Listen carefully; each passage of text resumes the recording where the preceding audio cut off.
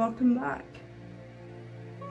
Thank you for waiting and thank you for your patience and your support through this with me. So, the reason, sorry for the squeaky chair, the reason that it's taken so long for me to kind of get to this point where I'm filming is that, you know, I keep being drawn to the Epstein files, and every time that I think that I've reached a conclusion or found the answer, a new thread in the web appears. Money, influence, and something that feels like psychological manipulation. I'm going to take you through what I've uncovered, okay? And I'm going to take you through the connections between the Tavistock Group, the Lewis Family Foundation, Epstein, Deepak Chopra, and it all leads to a, what I would call Orwellian little place called Lake Nona. Enter Epstein. His files reveal an interest in Joe Lewis, the man behind the Lewis Foundation and the Tavistock Group. Epstein seems to have headhunted him through disgraced MP Peter Mandelson, disgraced due to the connections that he had with that sicko paedophile Epstein. I'm sorry, I can't help myself.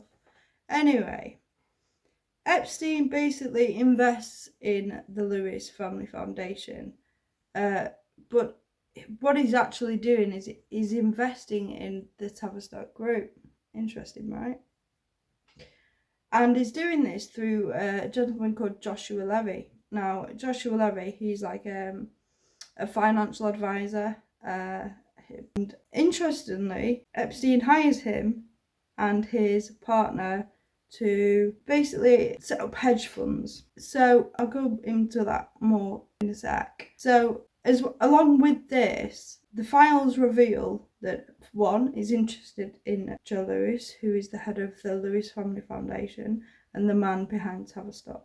Epstein invests in Lewis, okay, and he also invests in Deepak Chopra. Meanwhile, Tavistock pours money into Lake Nona, right? And this is the basis for a lot of Deepak's fucking weird, excuse my French, spiritual, metaphysic, AI integration ideas, which I will talk about in.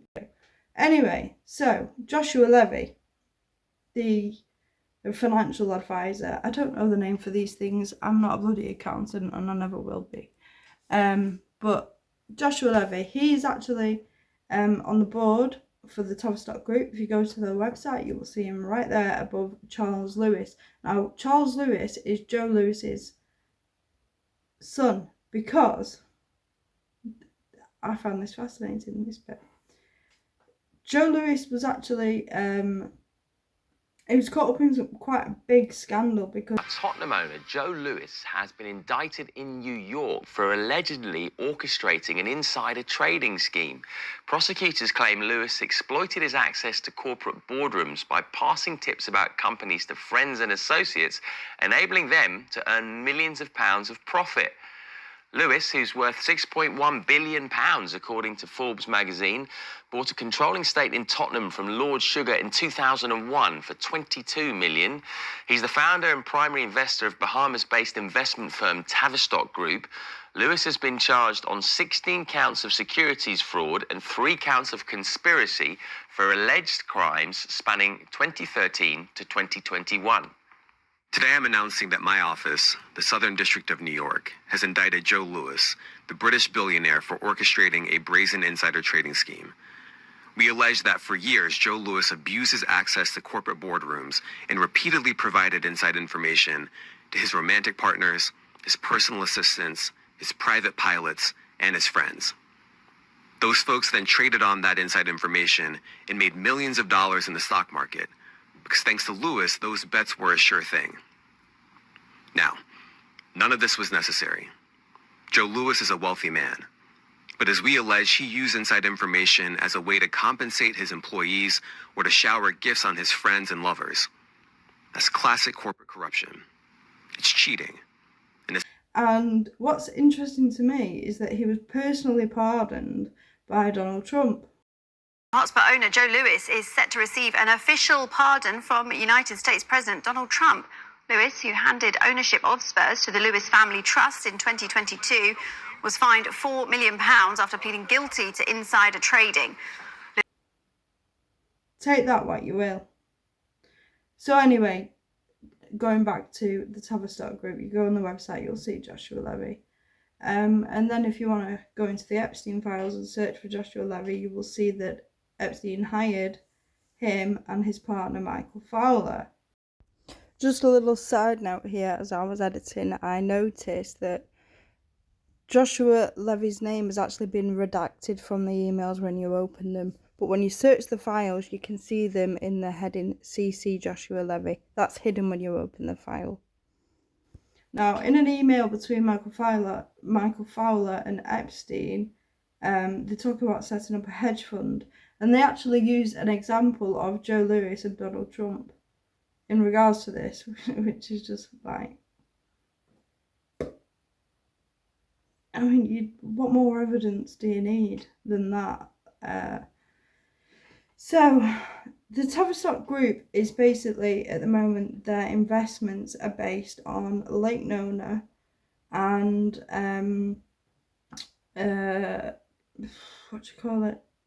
like futuristic science, so like AI labs and new technology and really like new age stuff. I think that's the wrong word, but you get the picture. Here's the website. So now we've got Epstein taking an interest in Joe Lewis, the head of the Lewis Family Foundation. We've also got Joe Lewis getting caught up in a financial crime scandal and is personally pardoned by Donald Trump. Joe Lewis hands the company down to his son Charles, and on the board of directors is Joshua Levy, who Epstein has also taken an interest in and actually hired. Tavistock has invested in Lake Nona, and Epstein has invested in Deepak Chopra, and Deepak Chopra is highly interested in Lake Nona. So, therefore, and have a look at this. You'll notice in the emails between Epstein and Chopra that there is a Chopra Global / Tavistock. Why would that be there? Oh, I know why it would be there. Watch this video and have a look at who's talking. What if you could build the ideal community with every detailed design to enhance the lives of those who live and work there? It's a bold experiment playing out here in a place called Lake Nona in Orlando, Florida.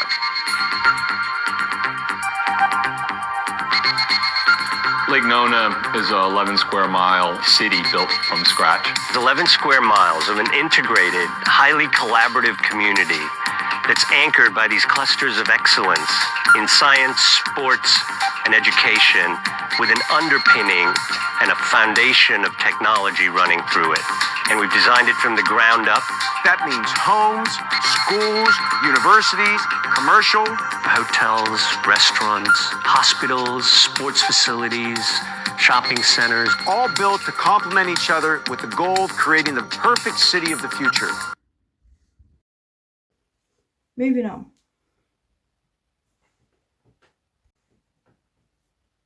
So clearly Lake Nona is painting itself as a utopian, tech-forwarded community, but in the emails there's talk of satellite centres, programming centres, phrases that echo Tavistock's psychological legacy. So Lake Nona clearly is some kind of it's like a visualization of George Orwell's 1984, isn't it? I mean, how more dystopian can you get than that shit? Like, and I'm gonna show you some of the emails from Deepak talking about Deepak Global, and oh my god, this guy is so narcissistic. And the emails that I have uncovered are certainly suggestible in regards to his ethics, if you know what I mean. Perhaps playing with things that he should not be playing with. Speculation, of course. So, we've got satellite centres, we've got programming centres, we've got phrases that echo Tavistock's psychological legacy, which is now being fronted by Tavistock Global Group. Tavistock Group, sorry. I started doing Russian accent sometimes. Gets you stood. So here we are. We've got a web of money. We've got a influence and a whisper of mind control. And it's all converging at Lake Nona. I'm not here to hand you conclusions, although I would love to do that. I would take great glory in doing that. But that's my ego, isn't it? I'm here to hand you the dots to connect. I'm here to give you the information that somebody is able to piece together. I don't have enough knowledge of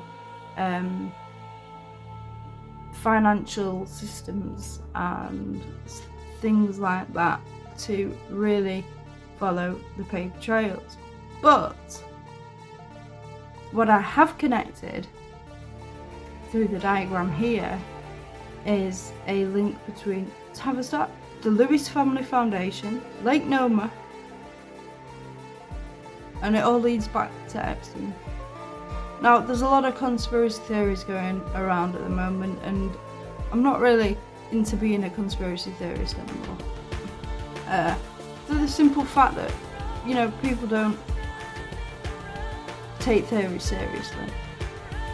If I had it my way, it would be a conspiracy-centered video, because I think evidence is for fucking idiots, because it's only theories that you can really develop.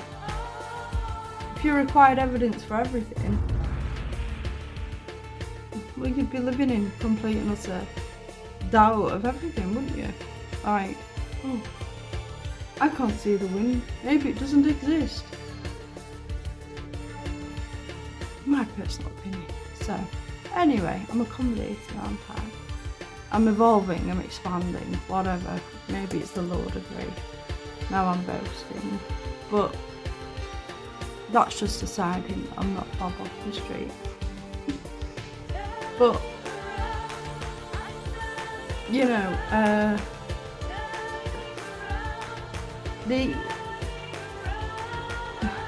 find it just remarkable that the email was sent to Peter Mandelson.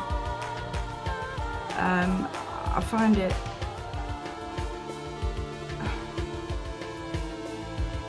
even more interesting that Donald Trump pardoned Joe Lewis. There's something more here. Definitely something more here. So take what thou wilt.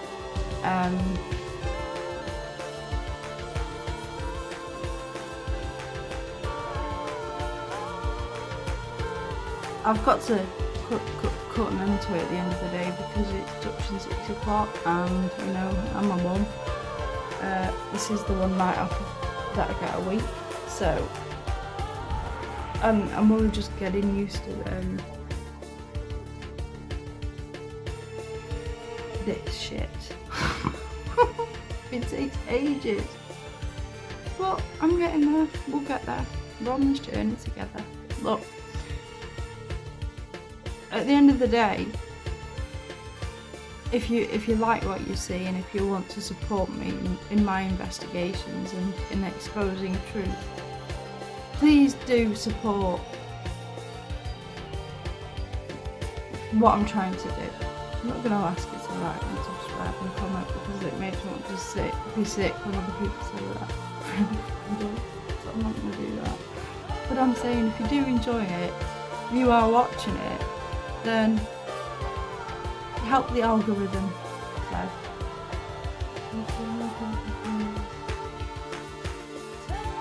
But yeah, let's pray that these fuckers are exposed for who they are. I'll see you in the next one. special shout out to Miles Johnston from the Bases Project for allowing me to copycat his music. Please do support him and enjoy hundreds and thousands of fantastic videos that are not allowed on YouTube. It costs as little as £3.80 per month, and you know, it's nice to be nice and to support a good cause.